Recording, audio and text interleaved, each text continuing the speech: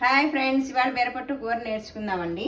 పప్పు అరకప్పు, కందిపప్పు అరకప్పు, బీరకాయ పావు కేజీ, 3 పచ్చిమిర్చి, ఎండుమిర్చి 2, కూర వడియాలండి, కరేపాకు, తగినంత సాల్ట్, చిటికెడు ఇంగువ, పచ్చిమిర్చి, 1 స్పూన్ కారం. బీరపట్టు తీసేసి దంచుకోవాలండి. దంచుకున్నప్పుడు ఇక్కడ ఇలా వస్తుంది, ఇది తీసేయాలి. పోపు సామాను, మినప్పప్పు, జీలకర్ర, ఆవాలు, చిటికెడు పసుపు. ఇప్పుడు కందిపప్పు బాగా కడిగేసుకుని ఈ గ్లాసు నీళ్ళు వేసుకుని ఉడకబెట్టుకోవాలండి. ఇలా బాగా మెత్తగా పెట్టుకోకూడదు. కుక్కర్లో పెట్టుకుంటే మెత్తగా అయిపోతుంది. ఒకవేళ కుక్కర్లో పెట్టుకుంటే 2 విజిల్స్తో బంద్ చేయాలి. పప్పు మట్టుకు ఇలా కొంచెం ఇలా అంటే ఉడికిపోతుంది, కొంచెం ఉంది, అందుకని ఉంచాను. ఈ గ్లాసు నీళ్ళు పోసి బాగా కందిపప్పు కడిగేసుకుని నీళ్ళు పోసుకుని ఉడికించుకోవాలండి. పప్పు మట్టుకు విడివిడిలాడుతూ ఉండాలి. ఇప్పుడు బీరకాయని చెక్కు తీసి మీకు చూపిస్తున్నాం. బీరకాయ మట్టుకు బాగా కడుక్కోవాలండి. మట్టి ఉంటుంది కదా, బాగా కడుక్కుని ఇలా చెక్కు తీసుకోవాలండి.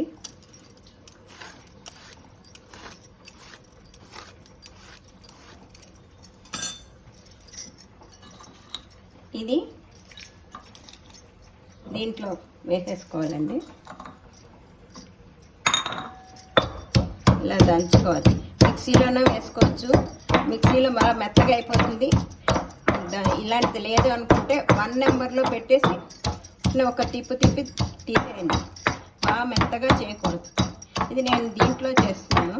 మిక్సీ బాగా మెత్తగా అయిపోతుందని, పొట్టులో నీరు ఎక్కువ ఉంటుందండి, అది బాగా మెత్తగా లేకల్లా అయిపోతుంది. ఇలా చెక్క ముక్క కింద అంతే, చూసారా? ఇలా ఉంటే దంచేసుకోవచ్చు. దీంట్లో ఇలాగా లేయర్ కింద వస్తాయి, ఇవి తీసేసుకోవాలి. ఓకే అండి, ఇప్పుడు స్టవ్ వెలిగించుకుందాం.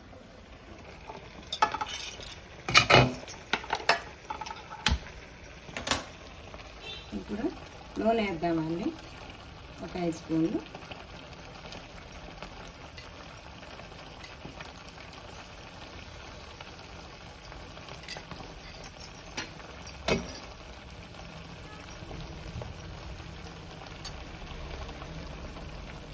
చిటికెడు పసుపు అండి,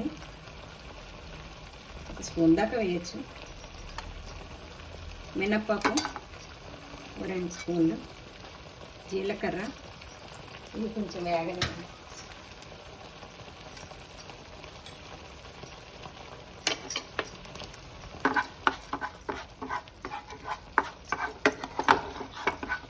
బాగా వేగాలి మినప్పప్పు.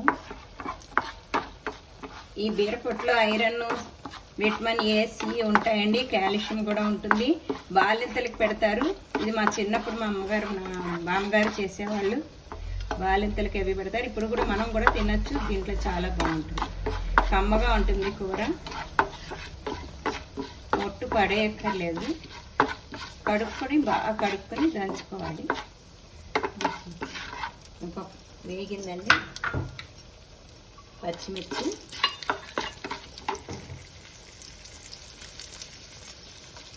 ఎండుమిర్చి, కరివేపాకు,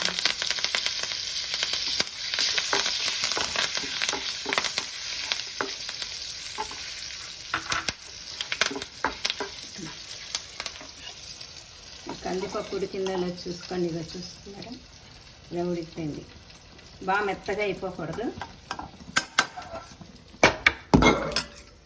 దీనికి ఇక్కడ ఉడియాలు వేయించుకుందాం. పక్కన స్టవ్ పెట్టుకొని బాగా వేగిపోయండి.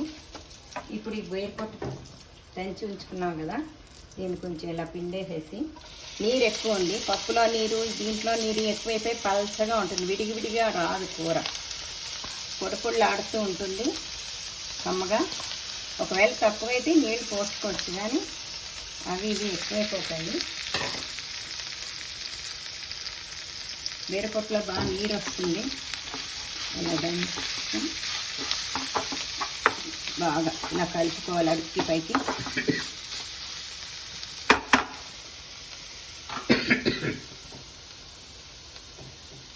కొంచెం సాల్ట్, తగినంత సాల్ట్ వేసుకోవాలండి. పప్పుకి దీనికి సరిపడే వేసాం కదా, మగ్గిపోతుంది, కొంచెం మగ్గాలి బాగా. నేను మూత పెట్టుకోండి, మగ్గుతుంది. ఈ లోపల ఇక్కడ కూర వడియాలు వేయించుకుందాము.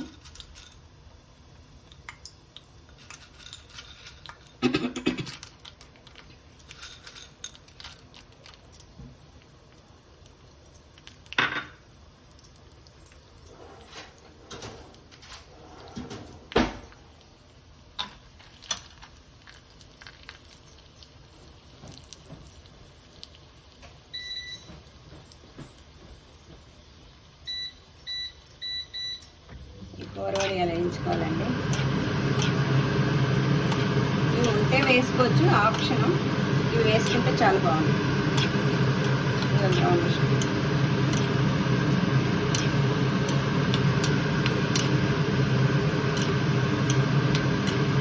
ఇలా వేసుకునే కదా కాపు. దీంట్లోనే చిటికడి ఇంగు వేసేసుకుందాము. ఇందాక అది వేయలేదంటే బాగా ఫ్లేవర్ బయటకు వచ్చేస్తుంది. లాస్ట్లో వేసుకుంటే బాగుంటుంది. ఇంగు వాసన కూడా కూర కంటుంది. ఇది మగ్గిపోయింది. బీరపప్పు కూడా బాగా మగ్గిపోయింది. దంచేసుకున్నాం కదా, హైలో పెట్టుకుని బాగా కలుపుకోవాలి.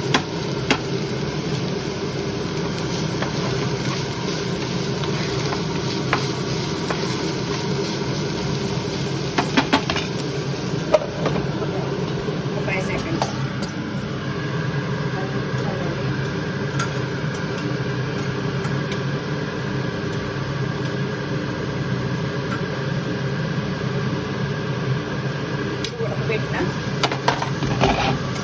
పప్పు అయితే కొత్తగా ఉడకబెట్టిన పప్పు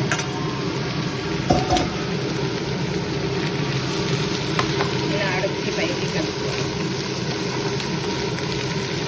ఇంకా కావాలంటే వేసుకోవచ్చు బీరపప్పు.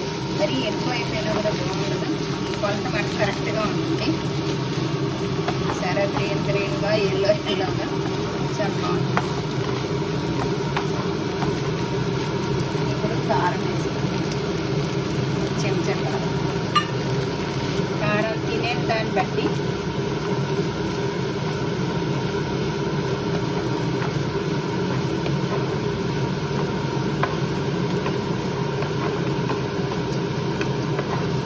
అంతే, స్టవ్ ఆన్ చేసి బౌల్లో తీసేసుకున్నాము.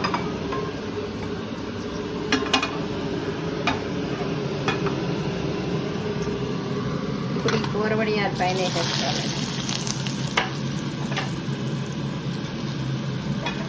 ఇదండి బీరపొట్టు పప్పు కూర.